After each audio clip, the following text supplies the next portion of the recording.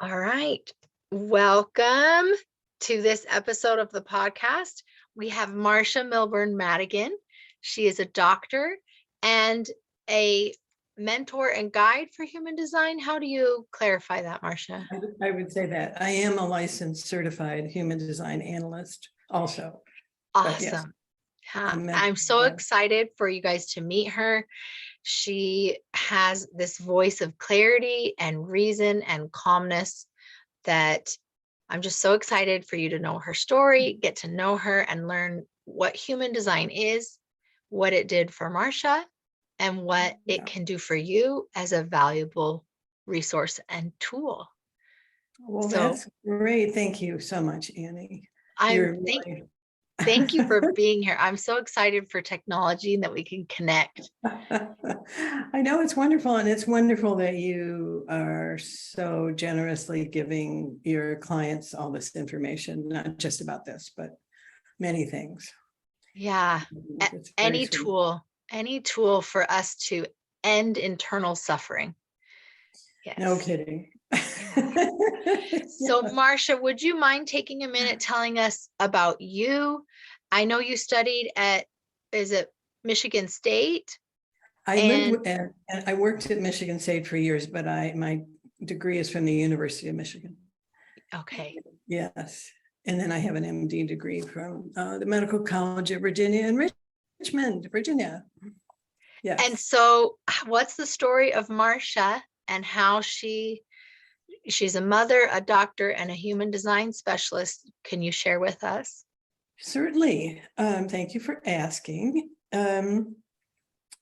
I was practicing medicine in the 80s and teaching in a residency program, teaching in a family practice residency program at Michigan State University, affiliated with Michigan State University in mid-Michigan. And then I went back and got a master's in public health and got into hospital administration and whatnot.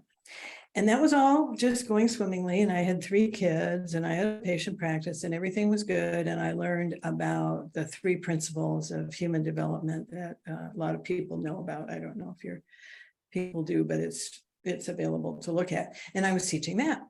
And so that was all great. And then in 1998 or so, 1999, the hospital went through a merger and they eliminated my position. I was the head doctor in the hospital, and then I wasn't. That happens. It does happen to people.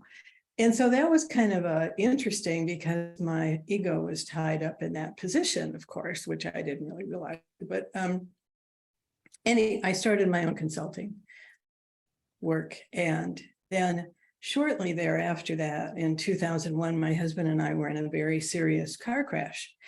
And I had way more injuries than he did, but we both had serious neurological brain function injuries. And of course, my doctor friends thought I was fine because I couldn't even tell them what was wrong with me.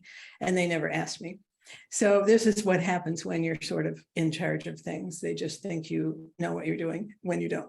So that was pretty funny. Well, it wasn't funny at the time because it took years of therapy to get past that. And that was 21 years ago. And in the middle of all that, I came across human design in 2008. And I thought, oh, I don't need this. It's too complicated, blah, blah, blah. It was blah, blah, blah. And I'm a projector. So is my husband in the human design system. There are 4 types. And however, the person who invited me to study it was a projector. And so I started studying it, and then I went on being a doctor, whatever. I went on and did the courses and got licensed and certified. So all through that, I never was really getting I saw that it was doing something for me, but I didn't really get it, because what getting it means is making your decisions from your inner wisdom of your body, from your inner guidance, your felt perceptions, and not from a mental story. And so what human design shows you is all the ways that your mind makes up mental stories, your particular unique mind. And then every everybody has some common features about how their mind is making up stories. And you have to kind of experiment with it. That's why they call it an experiment, to find out that it doesn't help you yourself to follow those mental stories. What helps, all of your brilliant mind is for other people. It's for everything you've learned, everything I've learned is really to share with other people, but it is not for me to make a decision with. So I make a decision. I happen to be a splenic projector, but it doesn't matter. I make a decision based on my authority, how I feel the energy is moving me towards or away from something. So that helped me tremendously, because my brilliant mind was all screwed up in this accident. So there are no accidents, as you say, in the car crash. There are no accidents. So that was an opportunity for me to learn, because we, as physicians, we were trained out of taking care of ourselves.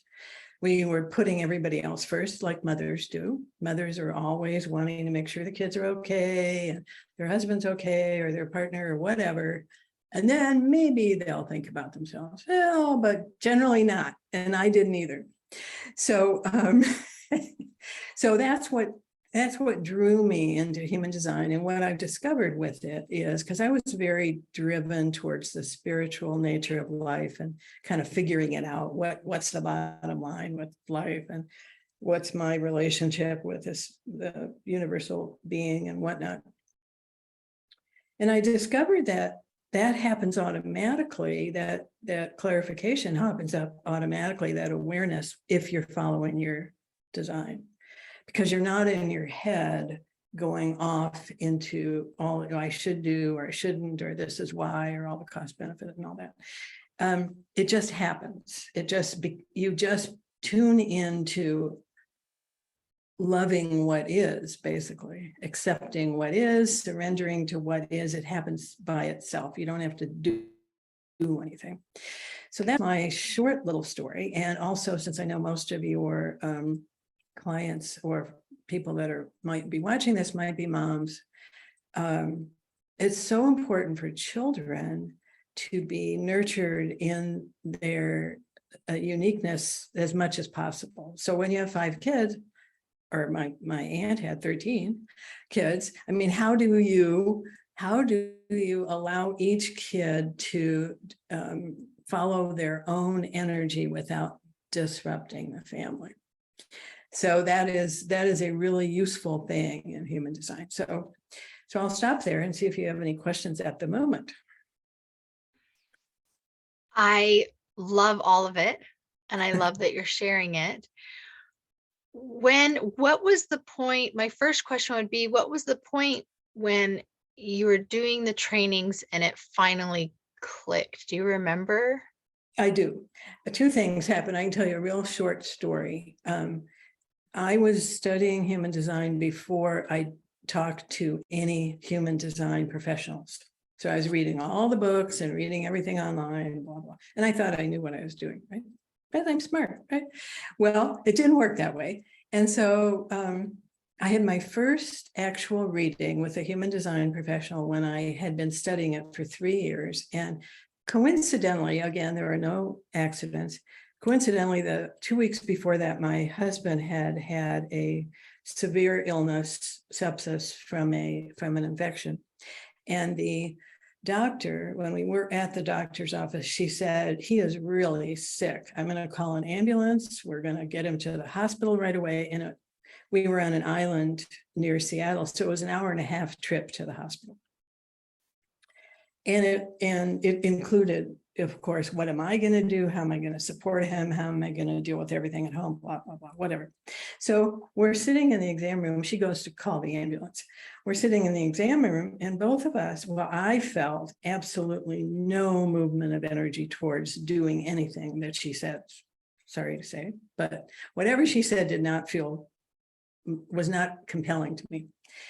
So he was pretty sick and he had his eyes closed and he's lying there. And I say, hey, are you okay do you really feel like you need to go to the hospital? Or are you okay not going? And he goes, nah, I'm okay not going. So when she comes back in the room, we've got the ambulance coming. I'm going to start an IV. We're going to do this and this and this and this. We say, well, you can start the IV. That's a good idea. He needs some fluids, but we're not going to go to the hospital. And you can write against medical advice, AMA in the record. So you don't have to feel bad about this. It's not your fault. We're just not doing it. Okay, so we didn't go. 24 hours later, we get a call that his blood cultures were positive. So he did have sepsis, and they gave us an antibiotic, and it took a few days, but he got better. So he's fine. I mean, we didn't go to the hospital, which could have been a complicated situation. So I'm telling the human design analyst this on the phone, because it never clicked with me that a no could be, an absence of energy could just be, I'm not doing it. So I'm telling her this, and she said, well, that's exactly what that was. So that was the first time I really understood what the point of the human design system is. It's just for that sort of thing. Well, many things, but making decisions that affect your life, it's pretty important. How do you make the right decision? So that's where I first picked that up. But it wasn't until 3 years that I'd been in the system. And then I would say, I've been in it now 14 years. I'm starting my 15th year of living my human design experiments, so to say. I'll tell you, the mind is so powerful. The mental stories are so powerful. It's so easy to get linked into them that it's an ongoing experiment. And you just keep saying, oh, well, my mind is telling me this, my mind is telling me that. I'm going to wait and see. There's a lot of waiting to see what feels right. And then you see what you end up doing. And then you look back at that and see, how did it work out? That's the experiment. Or you do what your mind tells you, and then you look back at that and see, how did that work out? And then you find out. It's a process. So did that help? Yes, it did. Yeah. And I think if we could take a minute, that I've experienced that same thing, but if we could explain simply what human design is. Yeah, I've got you can see this thing behind me. It's a map of the energetic circuit board of your form, which is the energetic aura that's about 8 feet. It's kind of a bubble. We're each in our little spaceship, so to speak, and we're being moved through life. We're not doing it. So we're really meant to be relaxing, like on a magic carpet, and just moving through life. But we're always trying to drive the magic carpet off the road and go, no, I want to be over here instead. And all it does is put a lot of wear and tear on our body and our mental status. And so human design is a way of aligning with what is, aligning with how you are meant to move through life, rather than what you think you should be doing or shouldn't be doing, because that's all not you, actually. I love that simple, clear explanation for people. Yeah, it is tricky because there's so much information in these, it's just very difficult to try to sort it out. And then you run into the people who say, well, I have gate 56 and that means blah, blah. Well, that doesn't, not that it's not useful information, but it doesn't matter in the bigger scheme of things. What matters is that you're aligned and attuned with your own frequency. I love that. Yeah. And do you think it would be helpful to explain, because I really am, the way you explain things so clearly, if you think it would be helpful to explain the 4 energy types? Oh, sure. We can talk about that for a minute. There's most of the population, 70%, is the generator type, which is, let me grab something, which has this red sacral center colored in. And that means that generators have a consistent and reliable way that they connect with their life force energy. I mean, we all have life force energy, or we wouldn't be sitting here. We would be, in some other realm, but we have it. But so that's 70% of the population. And those people are here to get stuff done, basically, in various ways. I mean, it's unique how they're built to get it done, but create things, build things, whatever. Then the next largest group is projectors, that I am, and that's about 20%. And we don't have that sacral center, so we're called non-energy beings. Well, of course we have energy, we just don't have that sacral energy. And we're here to we have a penetrating aura that reads people very, very precisely, and we're here to guide and mentor people or situations. And then we have manifestors are the next group, which is 8% of the population. Manifestors don't have the sacral center filled in either, but they have a motor center, and there are 4 motor centers, but we won't go into that. They have a motor center directly connected to their throat, which is the center for manifestation and communication. So they don't have fixed and reliable energy either. They're more like projectors in that way, but they have the ability to swing into manifestation and get stuff done if they're following their authority. So they don't need anybody else, whereas projectors and generators actually need each other to work together, and to invite, for the generator to invite the projector, and for the projector to ask the generator. It's really important. And then the last type is reflectors. They're only 1%. They're very unusual. They don't have any of the centers colored in. So they're kind of, they're really good on their own, and they're also really, they're tuned to the moon. We're all, the rest of us are tuned to the sun in our design. They're tuned to the moon in their design. And that means that they have almost like a woman's menstrual cycle. They have a monthly cycle that they can learn to identify by looking at their human design map. And it's a cycle of mental thoughts that are going to cycle through. So actually, this whole map is a cycle of what mental thoughts are going to grab us and we think are important, and none of them are us, and none of them are important. So it shows us what we're believing that isn't true. And once you get rid of all that stuff, what's left is who you are. And that's what I mean by awareness, and awareness of loving what is, because you get rid of all those things. That's what you are.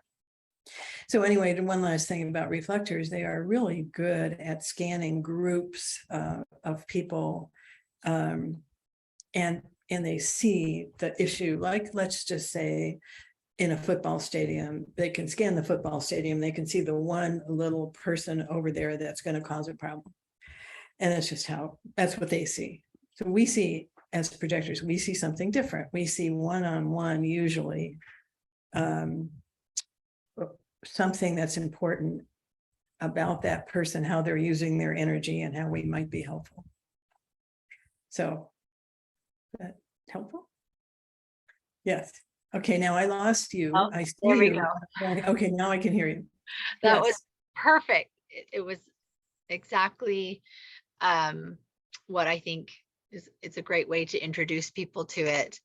And it's simple. And if you know your energy type, and especially if you're in a family, if you know the energy types of the kids and the spouse and whoever, it's so useful. For instance, if I'm a projector and I have 2 generator kids of the 3, they do really well with yes/no questions. If you ask them a yes/no question, one question, it prompts them to tell you more, and you don't even have to figure it out. They tell you. If you expect an essay out of a generator, an essay question, you're never going to get anywhere, because they don't think that way. That's not how their aura works. So that's just an example. And I would say, if it's okay if I share, that was when I have used human design with my children, it has been extremely beneficial.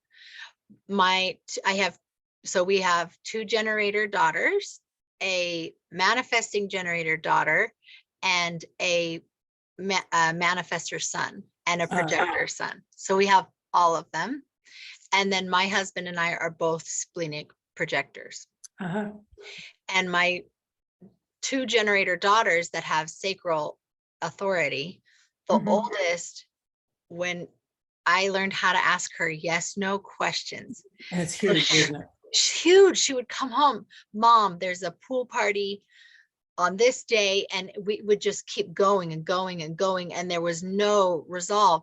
And finally I learned to go, do you want to go to the pool party? Yes, and then teach her how to feel her response. And she goes, mm-mm. Yeah, that's perfect.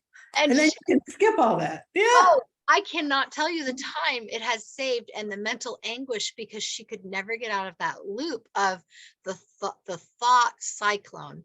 And I go, just pay attention. And she goes, oh, I do want that. And that there's no, she doesn't have to explain it. She doesn't have to defend herself. Right.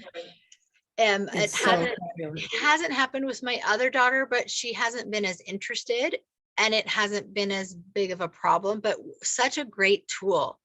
And my manifestor son, giving him so much space, giving him letting him do what he needs to do. Yes. Giving him permission to do what he's capable of doing without you interfering with him. And it was so interesting, because the things that worked parenting with my other kids, then with him, I'm like, hey, take out the dishes. He's like, no. I'm like, no. Yes. And he's like, I'm the mom. I told you to take out the dishes. That doesn't work. No. And we don't have to do this in the podcast. I definitely should book a session, because I'm like, whoa, I have never experienced this. And it's just this energy, because I'm a projector. It's just, he is so strong-willed. But when he wants to do something, he is a master at it, and he becomes so good at it. And so it's interesting, because my husband's not interested in human design. So I'll just be like, I just don't get him. And I'm like, it's okay. He's different, you know? He's definitely different. And we have a couple of really close manifestor personal friends, and they're just amazingly wonderful people. But they don't really like to be asked, and they definitely don't like to be told. That you can inform them. You figured this out, I'm sure. You can inform them the trash needs to go out, and then just walk away. And eventually they'll probably take the trash out when they feel like it, not when you want them to do it. No, unless we want bloodshed. I know, and it's because they're not designed to be controlled. They're not here to be controlled by other people. They are completely independent beings. They're not really that interested in themselves or other people. They're just doing their thing.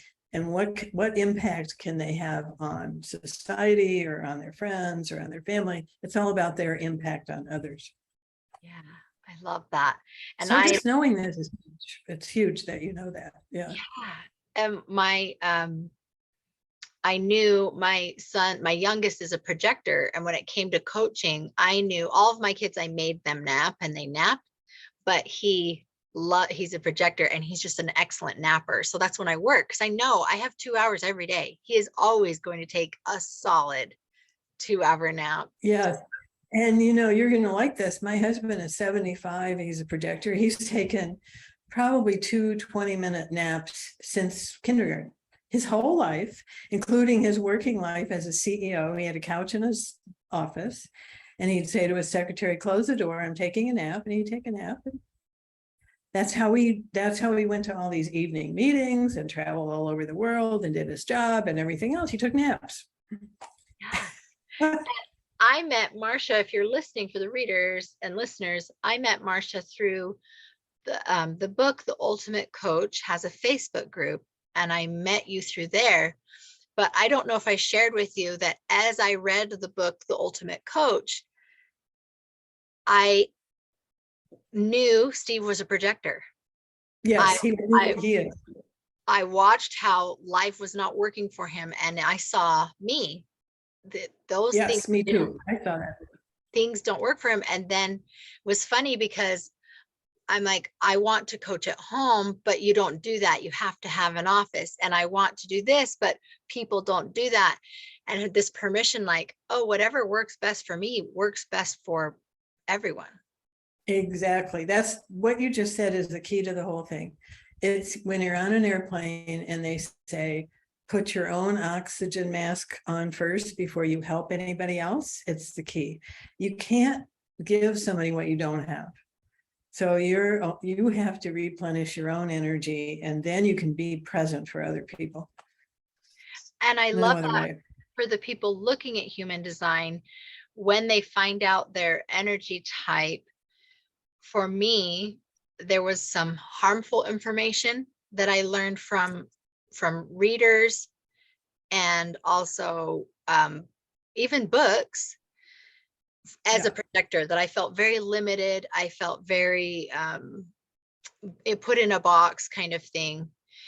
But for anyone, any energy type, and we can add this at the end, right? And I can type it up, but reliable resources, where should they go, Marsha? Okay, well, let's talk about that in a second, but let me respond to what you just said about especially for projectors, incorrect information. I spent an hour this morning on the phone with a woman from Glasgow, Scotland, who's a coach, and she's a former barrister, which in this country would be called a judge. So she's an attorney. And that's what we were just talking about, because she has a very active life. She's in her early 60s. And but the key to her active life is she follows her energy. She says yes to things that work for her and no to other things. And she waits for the invitation. So people misunderstand what that means, waiting for the invitation. It doesn't mean sitting on the couch. I mean, how's anybody going to invite you if you're just sitting on a couch? It's not going to happen. So, so there's all a whole lots of other things, but let's talk about resources since you asked at the moment.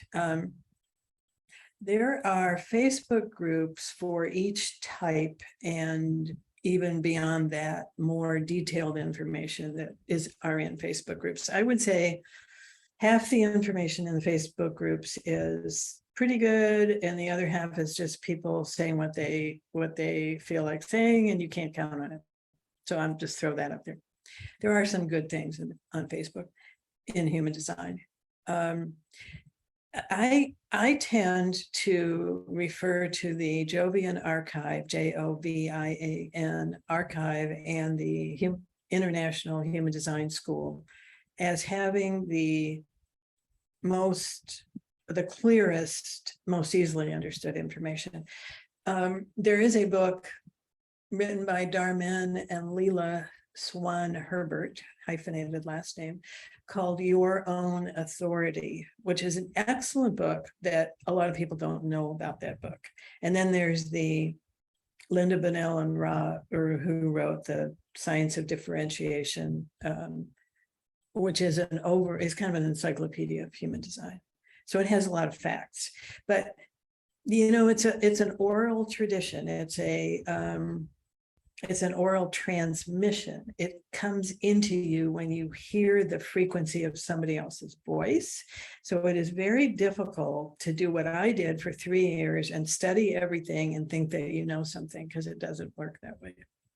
So you really need a good reading, at least one, and I had probably 3 or 4 from different people, because projectors are like that. They want to sample other people's whatever, and then you need to experiment yourself. And then it's really helpful to get some more contact with other people, like the Living Your Design course is the next level of contact.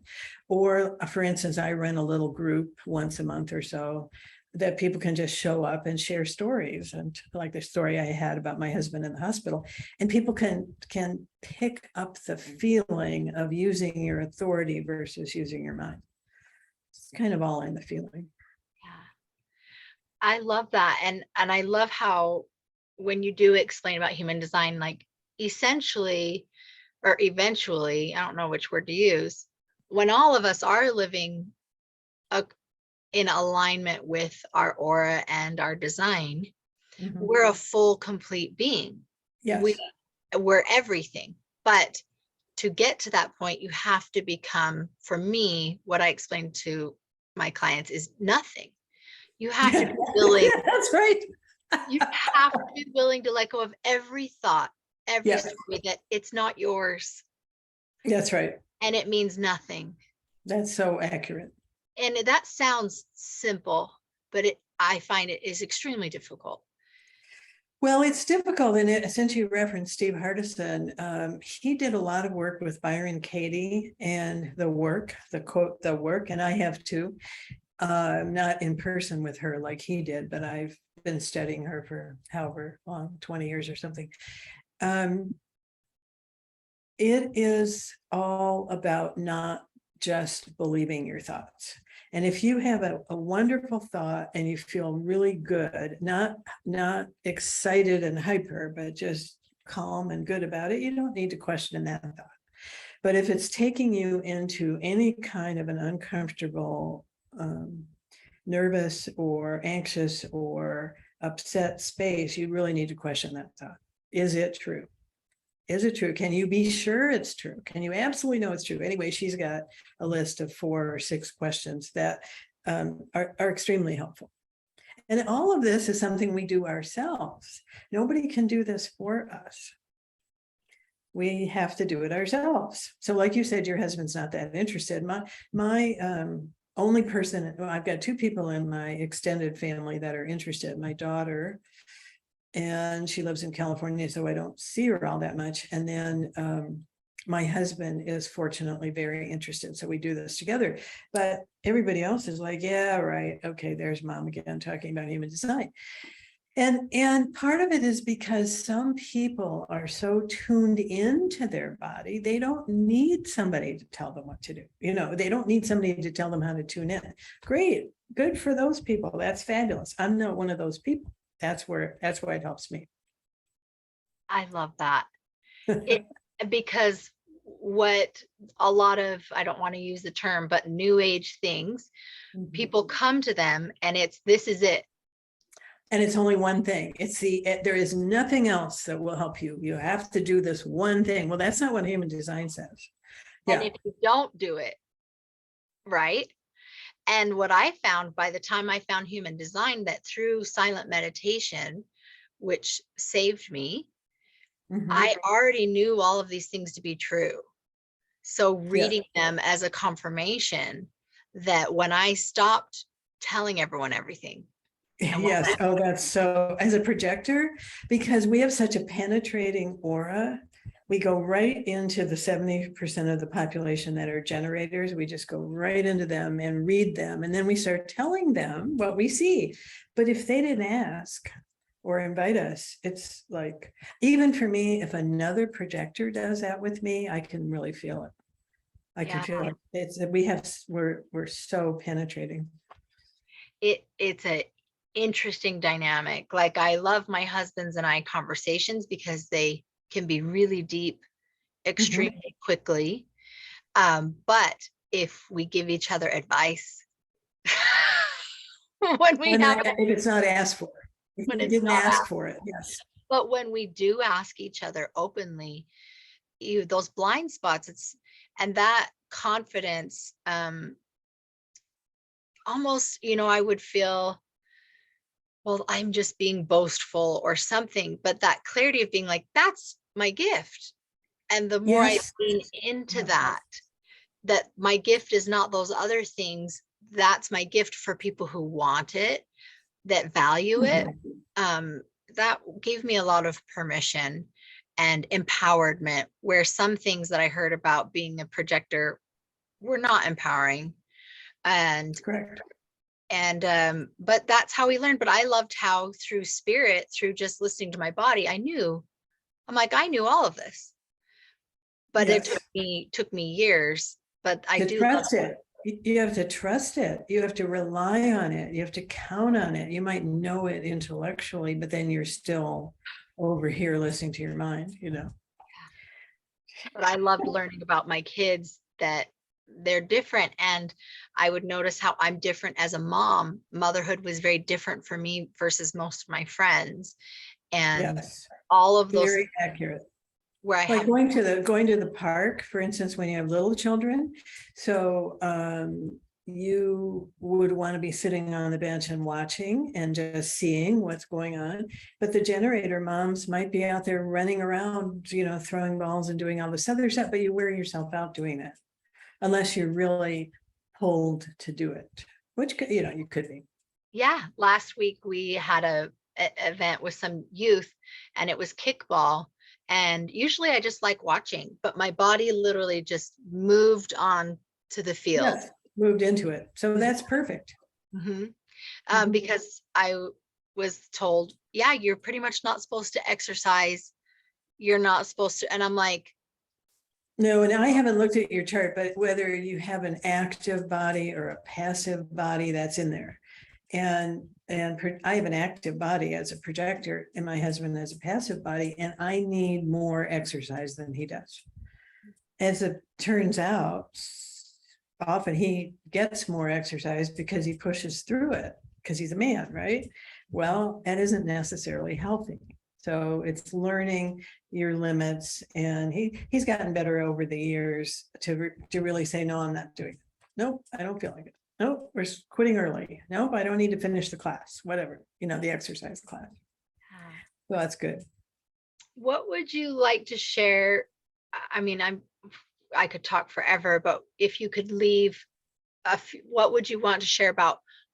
You've shared a lot what it's done for you, but if there's another story you'd like to share, or experiences you've seen with your clients, and then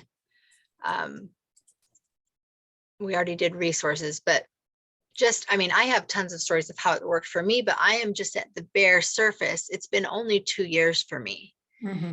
And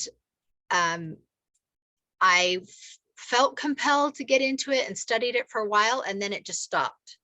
Mm-hmm. And it just pulled away. And I'm like, okay, I'm just trusting that. But I love finding people who I can go to that are Mm-hmm. good resources like that. But right, it isn't in the studying, it's in the living it. And as long as you're seeing the results, then what else do you need, really? It's in the living it. I have a lot of stories going back to the woman in Scotland that I talked to this morning, who I've known for probably 6 or 7 years. Did I say that she ran for parliament in Scotland?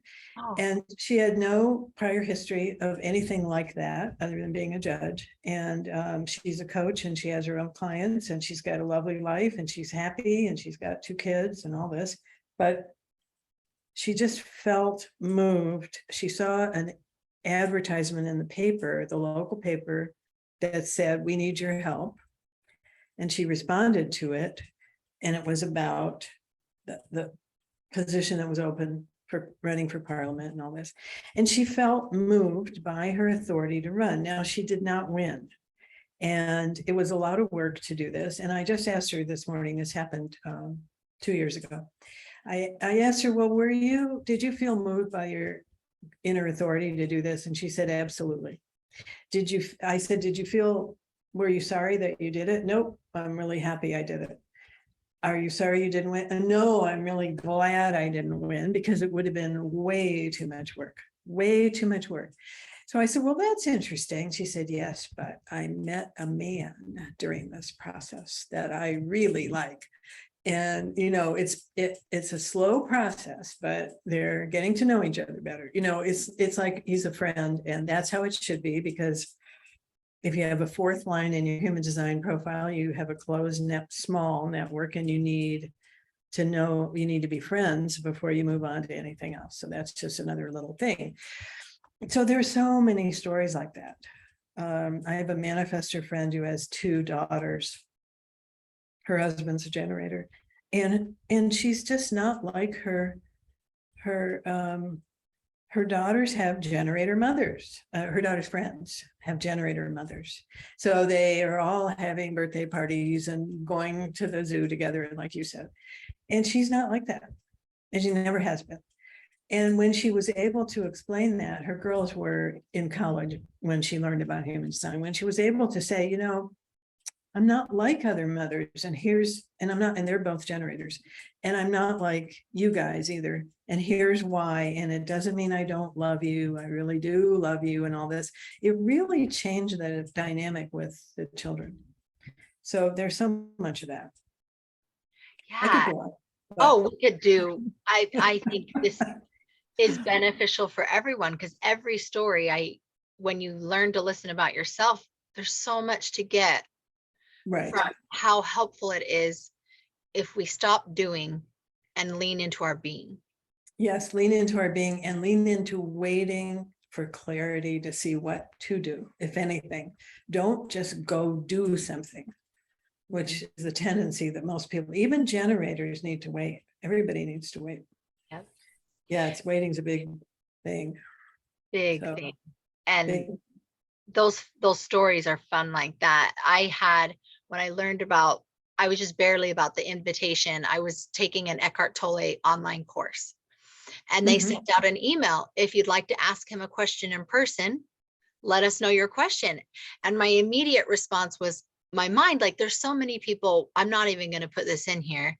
And then I go, wait, they just That was an invited, invitation. they just They invited me. you. And would I love to talk to him? Yes. So I sent my question. Of course, I get an email back. Thank you. Here, you're going to be on here. And I got to talk to him in person over Zoom. Oh, was that fabulous? It was fabulous. And it was effortless. Yes. Yes. And you can feel it.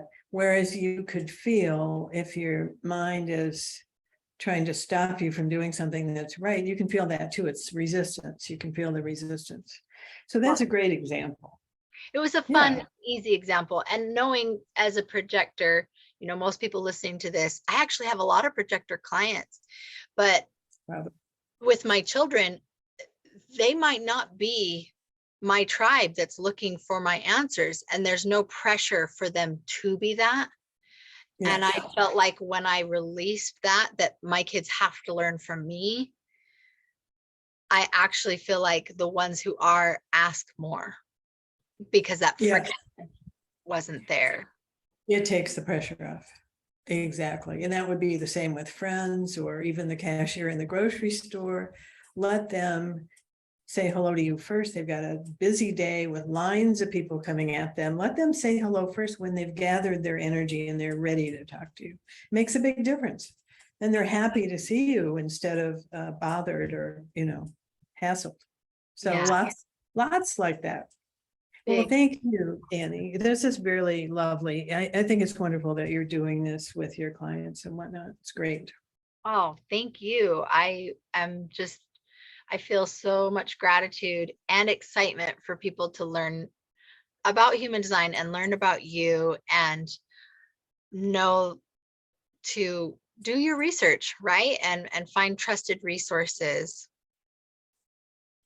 Right. There's, unfortunately, especially on Instagram, there are a lot of people who just haven't even maybe had a reading, but they read a book and they go, oh, I can make some money with this. Oh, yeah, it's not good. But you can feel that if you pay attention. Yeah. Yeah. Yes, I resonate with that completely. And there's just so many fun stories about how helpful it has been, especially, I think we've talked about parenting a lot, about moms, and it's not about doing, it's about being, and who you are supposed to be is perfect. And it already is that. And that's a mental story that you have to be perfect. You're perfect exactly the way you are. And that's one of the things that human design is really good at. My husband has this one thing where he's got this he can have a very quick, it feels like you're being hit with his response, if possibly sometimes. It's part of his design. It used to make me think he didn't love me, No, it's just part of his design, so I can go, oh, well, there's that thing again. It's nothing really. It's not personal to me. It has nothing to do with me. So there's all that. Yeah, and I love that you brought up Byron Katie, because that's a huge part of my coaching. And and I would say the people I've been pulled towards. So I was pulled towards her. She saved my marriage. She saved my life. And those simple questions about learning to just listen, just saying the things out loud you can feel in your body. You can feel the truth or not. That's exactly right. Saying it out loud is so true. Yeah.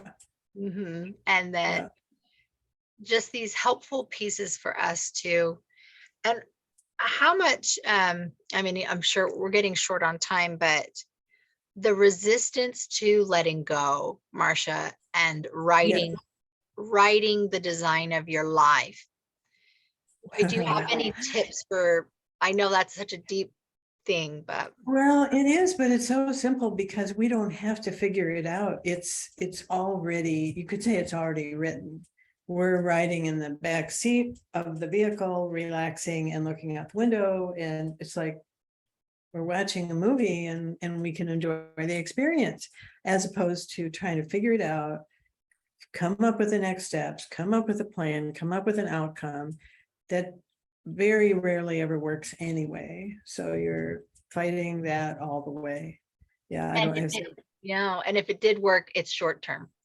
Yes, it won't even be what's right for you, because what's right for you is right there. You are everything, and everything is right there for you, as long as you're not trying to make something else happen. Something you've imagined should be there. Yeah. Stop fighting with life.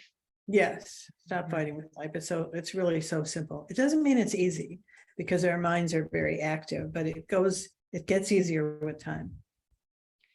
And that encourages me. I feel like when you do share that you've been in it for 14 years, and I feel way more compassion for myself, like slow down. Oh yeah. Right. And it's not in the going. Your mind isn't going to give up. It's just going to recede into the background as you don't energize it. That's all. But it's still going to be there the whole time. It's still going to be telling you shouldn't do that, because I have a quick. So I bake.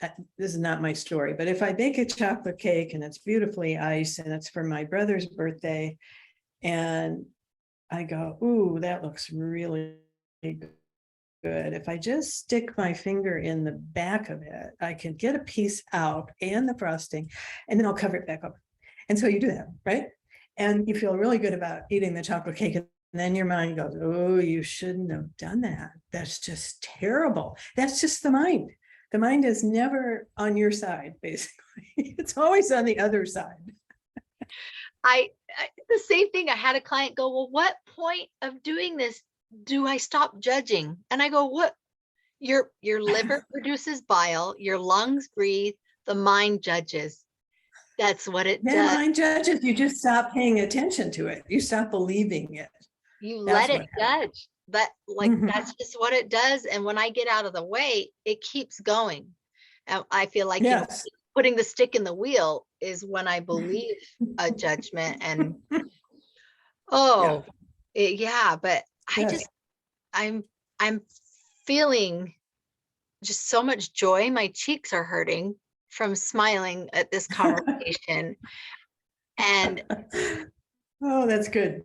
And the people that will find a great tool in it, who are looking, you find what you're looking for. And I was just grateful to share this, because I feel like there's just this sea of human design being dumped into social media, and to have just a voice of clarity, of it's a tool. There's no end all be all. Yes, it's a right. And now you mentioned Steve, but he knows his design, but I'm not sure I have not spoken with him about how much he takes it into account. So there's all this different layers of how you use it. How does it help you? He's found other things, Byron Katie in particular, who he's quite close with, that have really helped him, as an example. So Well, I had a conversation with him. I'm sure he's fine with me sharing, where I asked him, Steve, how do you have the energy for all of that? And he said, I just keep creating energy. But when I get sick, I get really, really sick and I shut down. And I'm like, Yes, he's not creating energy. He's running on everybody else's energy. And in that event that we were at in December or January, you could see that. He's amped up on everybody else's energy, which isn't healthy. So, well, a lot of recovery for after something like that, yes, for me, because yes, it takes a lot to recover. Yeah, I can easily slip into that. And that's what I've loved. Go ahead. Mick Jagger is a projector. And he's 70 something and he's out on stage with 10,000 people in the audience doing his thing, but it's the same thing. Once a year he goes on tour, if that, maybe every 2 or 3 years. It's too much. So that's what I've loved is I only coach 3 to 4 hours a week. That's it. that's fabulous. And That's fabulous. that's all I do. And my husband and I sat down as an experiment. So this is a good way to end it. Was like, okay, this is how much I can do energetically. And Right. what lifestyle do I need that supports me and my children with this amount of hours? That's how I came up with my prices. Exactly. That's it. That's right. And the mind goes, you're crazy. You can't do that. No, but it's fine. It's perfectly fine because the people who benefit from you are happy to pay that and the other people don't matter. It doesn't matter. No. Not important. And not what I found is when something, I'm a mom, I have 5 kids, and something shows up, rarely, like, hey, I have an emergency, I have to cancel. They go, we don't even need to reschedule. I'm good. Whereas when my sessions were $60 an hour, it was like, when am I getting? Oh, right. It's so true. Yeah, but fun. It's all a story. It's all a story. So you might as well create what works for you, like you said. Yeah. Right? It's if fun. It feels right, do it. And then fun experimenting and watching it work. And that has been just really fun to watch. And for anyone listening to this, like, it's an experiment of being. I call it the cha-cha, right? We just back and forth and back and forth. And you see where you end up on which part of the room, where are you going? You don't know because you're moving around other people and, when you're dancing. It just happens. Ooh, I love that part I've never put that part because I was a dancer and a dance teacher, and that just added a 3D dynamic to it for me. Right. And hopefully, I suppose in some dances you have a place you want to end up, like maybe if you're in a contest you want to end up in front of the judges. But other than if you just think about going out on the dance floor, you're just having fun. You're just moving around. You're moving with other people and it happens, whatever happens. That's cool. It's fun. It's been great talking to you. It has. Thank you so much for your time and your knowledge. I really value it and I'm grateful for it. And then your website is, I don't want to get it wrong. Can you tell us? It's right under my name, Marsha at Madigan.info. The website is Madigan.info. Awesome. Thank you. And it's a great website. I looked it up when I first found you, and that just added even more like, a reliable, wonderful resource. So anyone listening, do you offer readings? I do readings, I do mentoring sessions, and I do these small groups that people can come to in an hour and a half and when they feel like it. And that's working out really well. And I love that. That's great. And I'm excited. I've finally put it in the mail for my birth certificate information. Oh, great. That's the other trick about human design is you really need an accurate birth time. Yeah. If you want to get into the finer points, like how you're designed to take in food and other things, you really need an accurate birth time. So good for you to get that. That's good. I'm excited. It's coming in the mail and I'll contact you. So I'm Perfect. for that. Well, thank you for this, and thank you guys for listening, and let us know what you think about it. And thank you for being here, Marsha. Well, you're welcome. Thank you for inviting me.